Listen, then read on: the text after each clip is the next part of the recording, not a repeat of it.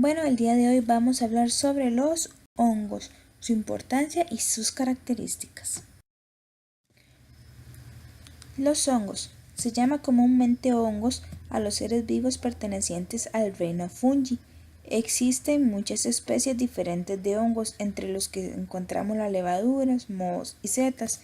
El reino se caracteriza por ciertos, su movilidad de tener una alimentación heterótrofa y presenta células con pared celular de quitina.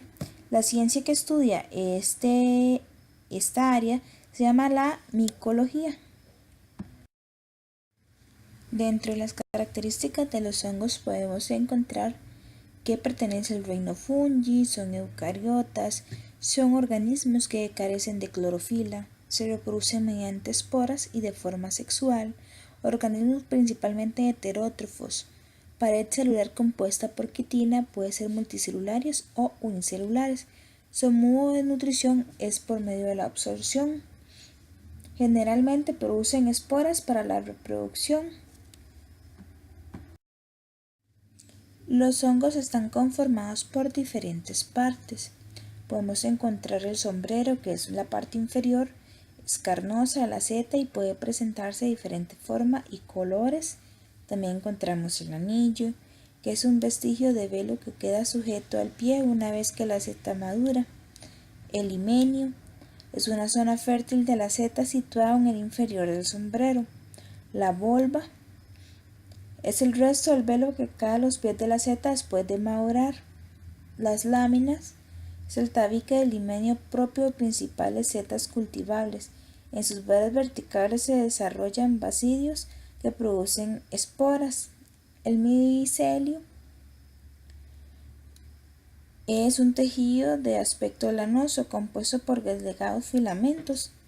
El pie es un punto de sujeción y soporte físico del himenio y el sombrero.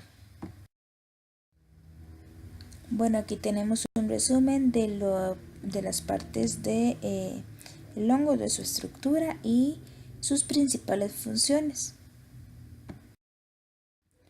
La nutrición de los órganos son heterótrofos, es decir, no generan su propia comida como las plantas.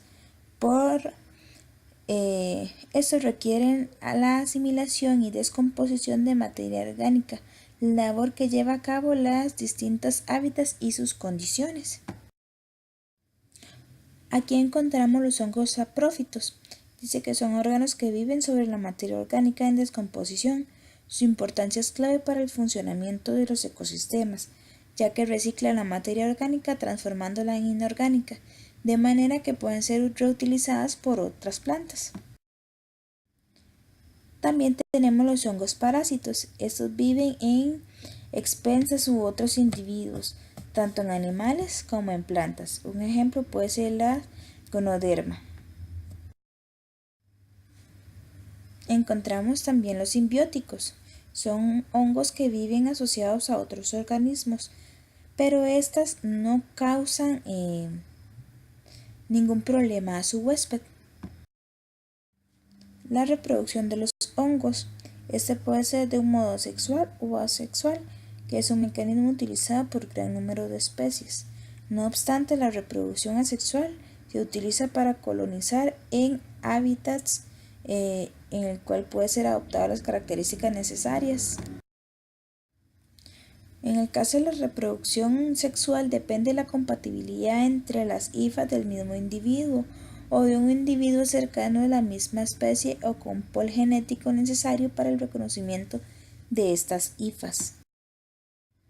A diferencia de la reproducción asexual que genera un crecimiento en el micelio fúngico o colonizar un sitio o sustrato específico, para el cual ya se encuentra con los genes necesarios para poder sobrevivir.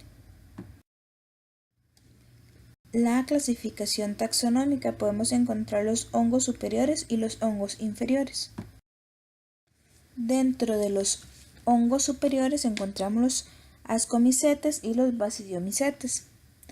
En el primer caso tenemos los ascomicetes. Es un grupo más grande de hongos, se caracterizan por tener un micelio tabicado que producen ascosporas endógenas. En el caso de los basidiomicetes, estos hongos son los que se desarrollan en la clase caseta y hongos con sombrero. Muchos de ellos son comestibles. Encontramos los hongos inferiores como los homicófitos y los zigomicófitos.